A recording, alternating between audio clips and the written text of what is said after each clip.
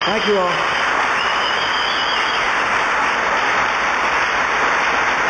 Thank you very much. David, thank you for the introduction and thank you for the warm welcome. I'm pleased to be here at Guernsey Office Products. I want to thank all of you all for working hard to make this visit as comfortable as it is. And it's not easy to host the president, I understand. But thank you very much, David, for being an entrepreneur, a dreamer, a doer, and for providing people stable work. It's interesting to know that Guernsey is a trusted name throughout the Washington area. You sell everything from office supplies to coffee products to furnishings. David's a good marketer. He said, listen, I understand you're going to be retiring here pretty soon. You need some furniture in your new digs in Texas. I met David at the White House earlier, and it was my honor to welcome him to the White House compound, and I appreciate you welcoming me here to your business. I know that small businesses like Guernsey around the nation are feeling the impact of the financial crisis. And I appreciate you giving me a chance to come and visit with you about what the government's going to do, how we're going to address the challenge, and how we're going to get this economy back on track. There's no doubt that people from all walks of life and all aspects understand that we're having serious times. Families are squeezed by the high price of gasoline and feeling the pinch of food prices and monthly mortgage payments.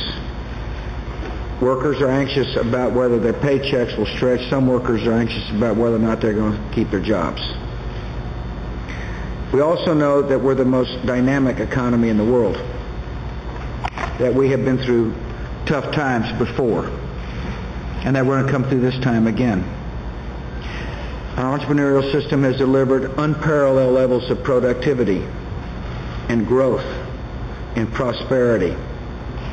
During my presidency, we have faced tough times after the terrorist attack of 9/11, and we came through strongly.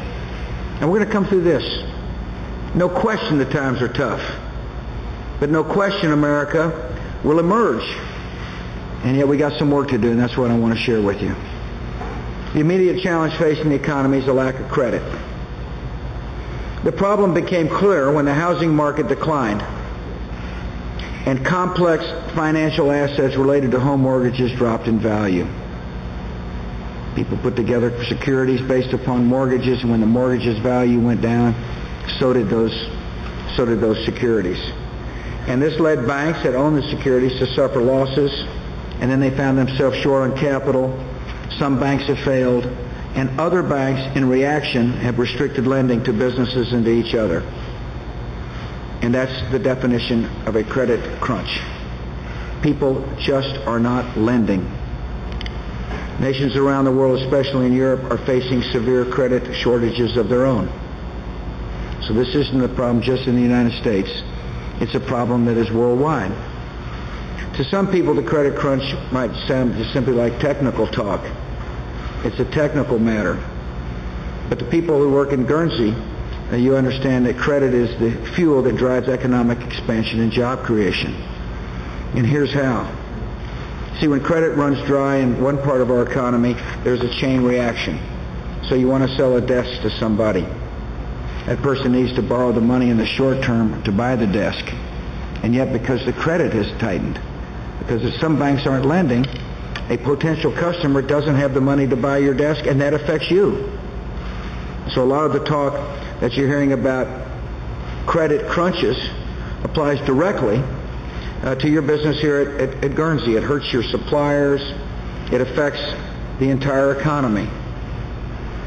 Similar stories play out not only in businesses like Guernsey, but all across the economy. And if the credit crunch were allowed to worsen, the outcome would become much worse with widespread job losses, and this country could be in possibly a painful and deep recession. So I decided to do something about it. As you know, I'm a market-oriented person. I believe markets ought to be allowed to work. until I was convinced that this time the government needed to act, and needed to act boldly in the face of a significant problem. And so I went to Congress and I asked Congress to pass a rescue package. And there were some tough moments in the negotiations, as you might remember. Nevertheless, Republicans and Democrats did come together to pass a good bill that will enable us to handle this challenge head on. Now, the plan will provide the government a range of tools to help banks rebuild capital, for example, so they can help move credit that will enable people to buy your desks. They'll make it more likely, people are going to have less job insecurity. I mean, when you're building desks and selling desks, you find work and keep work. The bill ensures that responsible, hardworking Americans are protected. I mean, one thing is for certain, we don't want your money to reward failed executives. There's oversight as the bill gets implemented. In other words, people in Washington will worry, well, there's too much power in the Treasury, therefore let's have reasonable oversight. And I agree. I think that makes a lot of sense. It temporarily expands federal insurance, bank and credit union deposits of up to $250,000. That's important. In essence, it's a safeguard for a lot of small businesses and a lot of families. In other words, if you've got cash in a bank of up to $250,000, it's safe. The FDIC has never failed to make good on its promise, and it won't fail to make good on its promise. And these are urgently needed steps. They will help bring stability to the volatile markets. They'll help protect 401ks and retirement accounts. And as the markets begin to stabilize, it'll help markets overseas. I've been in close contact with European leaders. I was on the phone with them this morning to ensure that our actions are closely coordinated. We live in a globalized world. We want to make sure that we're effective at what we do. Once we made the decision that there is a role for the federal government to move to stabilize the markets, we want to make sure that all of us move in the best coordinated way as possible.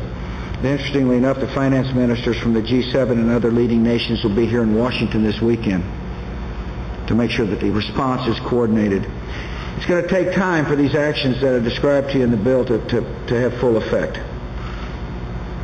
You want to make sure that when we move effectively. You want to make sure that the plan is well thought out and well delivered. Thawing the freeze in the financial system is not going to happen overnight, but it will be a process that unfolds over several stages. And obviously the first stage began last Friday when I signed the rescue package into law. And so the Treasury Department is moving aggressively to implement the new authorities. In the meantime, the Federal Reserve and the FDIC will use their powers to help stabilize the markets. Just this morning, the Federal Reserve announced action to provide additional liquidity to credit markets.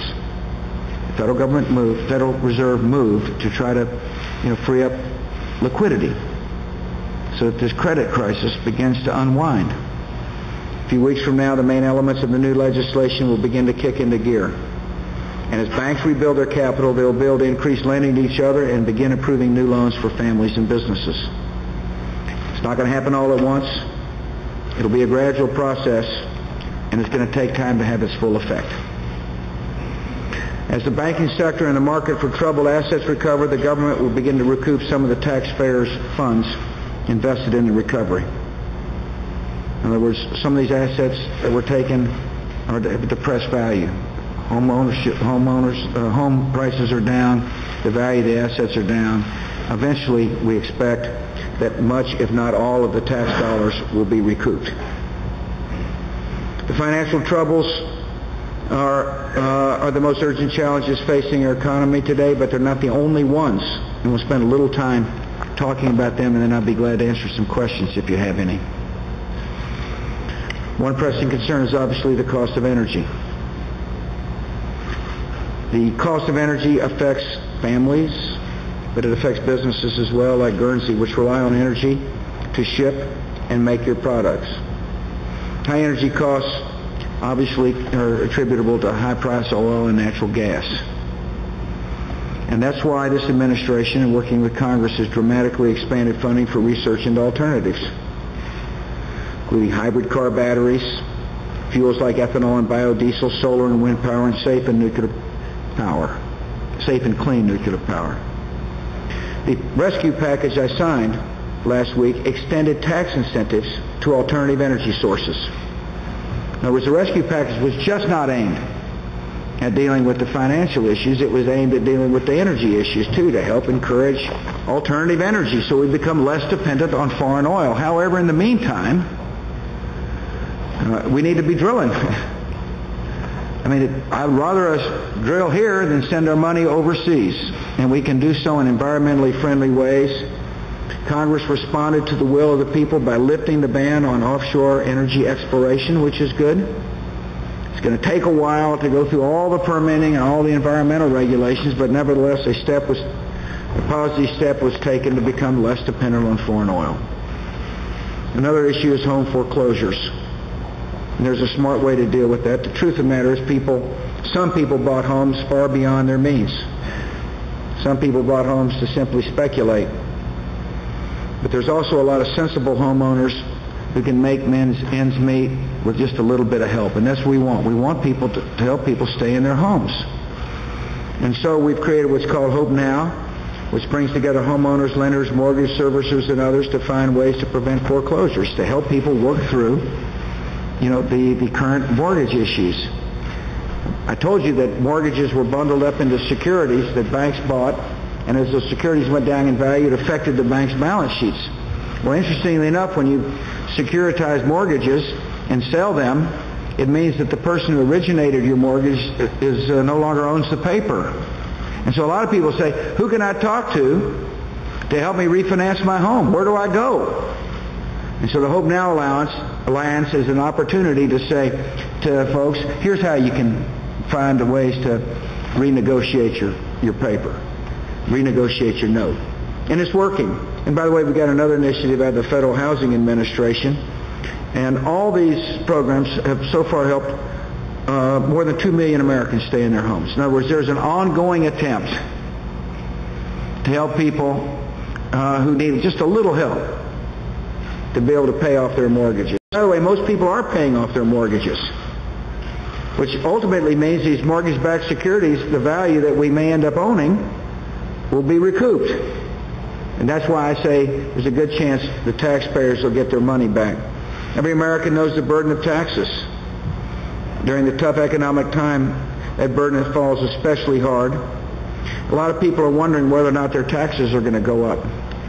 One of the interesting things about the package I signed is that it does prevent the alternative minimum tax from kicking in, which would have cost 26 million Americans $2,200 apiece. During this economic uncertainty, we don't need to be raising taxes. And so the bill was more than just the rescue plan. The bill helped deal with alternative minimum tax that would have kicked in, that would have affected a lot of you in this room. And the truth of the matter is, I think Congress ought to send a signal when they come back next year and say, look, we're going to make all the tax relief we pass permanent, so there's not any doubt in anybody's mind. Finally, we need to deal with exports. A bright spot in the economy has been that we've exported a lot of goods overseas. People are buying our products. They should. We make great products and we got great workers. Last year, about half of our growth was attributable to exports. And so it makes sense for Congress to continue to open up markets in places like Colombia or Panama or South Korea.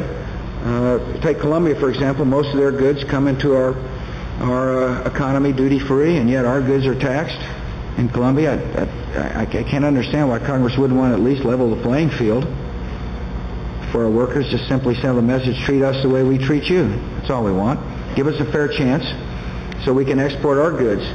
Exports are a very important part of our economy, and Congress ought to work hard to expand markets. We'll work through this. We're taking aggressive steps And it's not an easy problem, no question about it. It's tough times. But I am confident in the long term for this country. I'm confident that the steps we've taken are bold and necessary. And more importantly, I'm confident in the resiliency and the spirit of the American people and the workers. This isn't the first time the American economy has faced challenges, and it's not going to be the first time that we haven't recovered and come out better either. They've got a motto here at Guernsey. It says, no matter what your clients need, your answer is the same. We can do that. That ought to be a good motto for the United States right now. We can do it.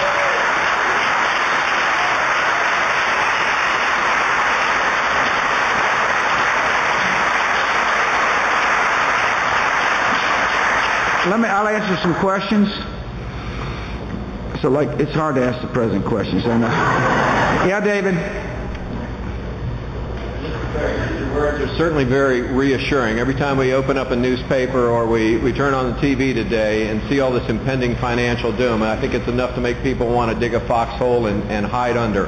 What would be your advice to the small business community in terms of the actions going forward to dovetail with what you're trying to accomplish here?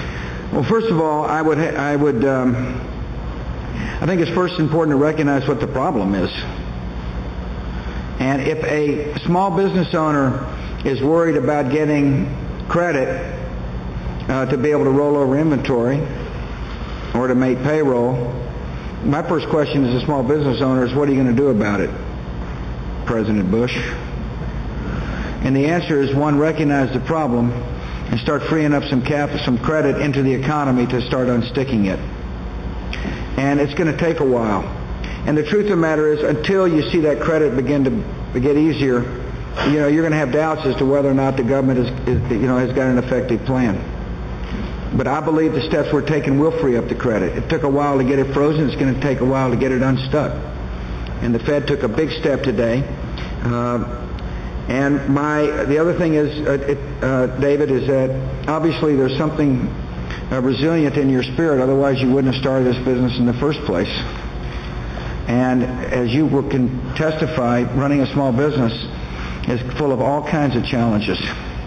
And it hadn't been an easy path to success. You've met challenges before, and a successful business person will meet them again. And I know you'll adjust your business according to the circumstances. In the meantime, have faith that this economy is going to recover over time, and when it does, you're going to be in a good position to take advantage of an expanding economy. I wish I could snap my fingers and make what happened stop, but that's not the way it works. And I told you, I made a decision that is really opposite of my philosophy. I basically believe if people make bad decisions in the marketplace, they ought to fail. The problem is, in this case, failure would have cost you. What appeared to be something that might have been isolated, in New York, would have cost you the job. And that was unacceptable to me. And that's why I made the decision I made. And believe me, I fully understand a lot of small business owners saying, wait a minute, I met the payroll, or people such as yourself, I paid my mortgage, I paid my bills, what are you doing? And what I'm doing is, I'm taking the action necessary to make sure that this financial system doesn't collapse, so you don't get hurt. And listen, I understand America's frustrations better than you can possibly know. I went home out there to West Texas, where I was raised. Some old guy said, hey man, what are you doing? And I said, I'm recognizing reality, that this is a serious economic situation that requires strong government action. And that's what we've taken. And so to answer your question is, let's give this plan time to get these credit markets eased up, so that normal business can begin. And there's a lot of uncertainty and a lot of worry, and I understand that. It's one of the reasons I came here to talk about the deal. Yes, ma'am. President, thank you for being here, and thank you for the awesome product for hosting. This is a wonderful opportunity. My name is Dorsey Gray. I'm the president of Virgin Communications. We're a small business telephone company installing phone systems in the region, but just as importantly, I'm chairman of the Dulles Regional Chamber of Commerce. We are a chamber made up of small and medium-sized businesses. We're located here in the Dulles Quarter. We know that this is one of the key places in the country to locate your business. We are very proud that last week we hit the 1,000 mark as members, meaning we're the largest chamber in Fairfax County. What our board of directors would like to ask you today on their behalf, today I'd like to know what would you recommend and give us as advice that we can do to help our members sustain the next period of time in this economic climate. What would you advise us to do as a Chamber of Commerce? I would advise you, a week ago, I would advise you to write your congressman and tell him to vote for the plan. Now I would advise the president to make sure that what you do is that which the powers inherent in the bill when we do something that are effective. It's interesting. I met with some of the local business folks today, and a man wisely said, "Okay, now that you've got the plan, where's the action?" And as I said in my remarks, that we want to make sure that when we move effectively, and so that the consequences are positive. And so what I would do is I would tell your president to not be hasty and have a good team of people put together a strategy that will address the root cause of the problem. In the meantime, I would remind people that we have been through tough times before. One of the things I'm concerned about is the psychology of people. They basically saying, "Oh, this is just too tough." The good news is in America, we generally don't do that. The good news in America is we say we're going to deal with the circumstances and we're going to deal with them in a resolute fashion. But we're just going to have to work our way through this. And it's I'm confident we'll succeed. I really am. It's not going to be easy, because all this, everybody got kind of interwoven, and it's hard to explain to people how this happened. The truth of the matter is the government in good conscience tried to encourage people to buy homes, but the problem is that the financial institutions in Washington, Fannie Mae and Freddie Mac, just were basically unregulated to the point where they wrote a lot of product that was untrustworthy over time. And the tendency in politics is to try to blame somebody else. I'm certainly not doing this at this point in time, but we did try to pass regulation that basically said to Fannie and Freddie, stay in your lane and focused on your core mission.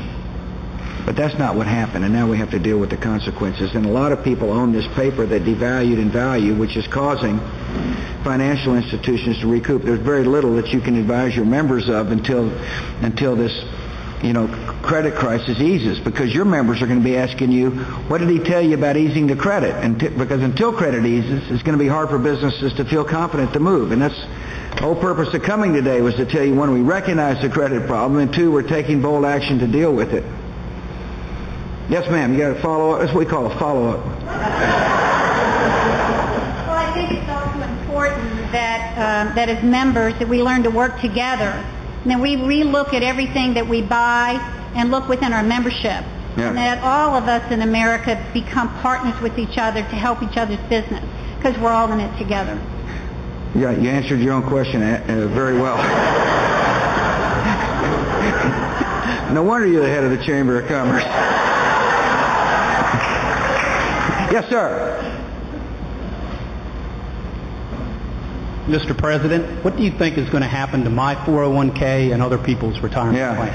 I think in the long run they're going to be fine, because the stock markets will reflect real value. In the short term, they're going to take a hit. And so the question is, how fast can we get credit in the economy to get this economy moving again? And there's a lot of aspects of the economy that are suffering right now. Housing market, for example. A lot of people wonder what happened. Well, what happened was they overbuilt. Or we overbuilt. Built too many homes relative to the number of buyers. And until that overhang gets worked off, the housing market is going to remain soft. The positive news is long-term mortgage rates are dropping. In other words, money is becoming cheaper to buy a mortgage. And, over time, the housing market will begin to recover. That'll help the economy recover. Easing the credit will help the economy recover, and the values in the stock market will recover as well. But no question in the short term, if you're, the value of your 401k, if you're in stocks, is going to go down. The question is, how fast can we recover this economy? I believe I know we've had, a very powerful economy. After all, we grew 52 uninterrupted months of job growth. And when we recover, we're going to have a powerful economy again. We're a productive country. We're an entrepreneurial country. The small business sector is strong. And right now we're in tough times. No question about it. But you can't convince me that in the long run that we're not going to get back on our feet again. And if anybody ever says that, they don't understand the American spirit. Yes, sir.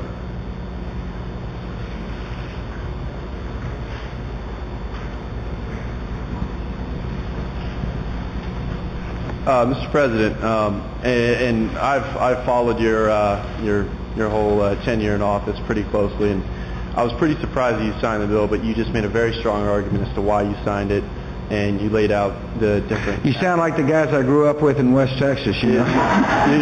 You really did a great job, because I really wasn't convinced until I just heard you speak. Well, thank you. Does anything in the bill or anything that you're working with right now have to simplify the understanding of the general public in terms of the Fair Credit Act passed in 1970 and the amendment passed in 2003 as to how people can understand credit? Because it's very difficult to understand credit unless you do your homework. Yeah, I'm telling you, it's really hard to understand credit. Yeah, it's very difficult, and unless you know how to use the internet very well, and unless you have the unless you have the ambition to do so, you're not really going to take the initiative, and then that's how you can get in a credit crunch, because you might have something on your credit report or something that reflects negatively, and the CRAs, the credit reporting agencies, they're not going to do anything about it. Yeah, that's an interesting question. I'm sure Congress will revisit the 2003 law. One of the things we pressed is financial literacy, so that people understand what they're dealing with in the first place. And I really suspect that when we dig into the mortgage issue, that people were buying mortgages that they had no idea they're going to reset. Somebody went out there and said, here, you got yourself low interest rates, but they forgot to tell them in 2 or 3 years' time that interest rate was going to bump up, and it caught people by surprise. And we need to have a full analysis of, the credit rules and on how people are dealt with, as well as, transparency in the mortgage industry. But a lot of it has to do with financial literacy. People just aren't sure what the language is that they're dealing with. And I appreciate your comments on the rescue package. I really meant what I said. That I'm a firm believer that if people make mistakes in the business world, that just make bad decisions, that they ought to suffer the economic consequences. But the problem was, in this case, you would suffer them. My pals say, and I understand this, I fully believe this, that how can you possibly stand there and let Wall Street do what they did? Listen, people are angry about the fact that people look like they're dragging out money when there's failure. I understand that. I don't mind rewarding success.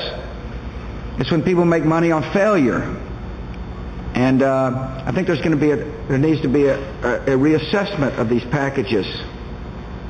There needs to be a reassessment of how interconnected people became, how they made promises that they were not in a capital position to fix. Step one is to fix the immediate, solve this thing, and step two is to make sure we don't get tomorrow where we are today, without creating a regulatory regime that inhibits small business growth. And I think it's going to be it's a real challenge. But my immediate concern is solving today, is to make sure the plan, first of all, last week was getting the plan passed, which happened last Friday. May seem like a month ago, but it was last Friday. And getting it implemented. And working with our partners overseas to make sure the effort is as coordinated as possible so we can be effective. And the definition of effective from a small business perspective is when you begin to see credit ease. And we understand that, and we're trying to move as quickly as we can to get credit moving in a way that people say, okay, now I see what they're trying to do. Yes, sir. First of all, I want to just say thank you very much for understanding the importance of credit. My name is Mike Gray. We're next door. The company's called Exhibit Edge. My wife is the owner, Bev Gray, of the company. That's a smart move. She just doesn't want to talk in front of all the cameras, so you're her spokesperson. Yes, sir. I just want you to emphasize how important freeing up credit is. Yeah, thank you. I mean, just to give you some quick numbers, we're a $3.5 million company, and we rely on a $500,000 home credit line to support our business, which means we have to roll this money over 6-7 times a year. Right. That's how much we need this credit. And now we've got a notice or a letter from a bank from the bank that runs our credit line that says home values are going down a little bit, and if you pay down your principal a little, we're not going to give you quite as much back. And so our strategy is don't pay it down, to keep it maxed out all the time. And so we're comfortable now, and we're able to take care of our business by doing this, but it's so important for you to emphasize the need that small businesses have for the use of that credit. And I thank you so much for really working hard. Thanks for hanging in there. Absolutely. And it's also important for, obviously, consumers to be able to borrow money to buy a car. It's just credit is what makes our system go. And when credit freezes, it creates a standstill. And when people stand still, it just begins to shut down the economy. And that's why we're moving as hard as we're moving. And somebody asked me, is it going to work? This is the best shot we got, and it's a big, bold move. And I listened to a lot of smart people about what to do. And it was hard for Congress to swallow, because I understand there's a lot of skepticism about the government making a big, bold move. But you're the kind of guy that was represented by the yes votes when they said, I'm worried about credit freezing. What are you going to do about it? And so what I'm trying to describe to you today, I hope I'm getting through to the people listening as well, is that we're trying to address this guy's problem and trying to address small business people's problem all around the country with something that'll be effective when it comes to freezing up credit. All right, you know what? Yes, sir. I'm about to say I enjoyed it, but... Mr. President, is my bank account safe? Yeah, it is. Up to $250,000. We went from $100,000 to $250,000. That is a very good question. A lot of Americans are hearing these stories and they're wondering whether or not their money's safe. And you're insured up to $250,000. We raised it from $100,000 to $250,000.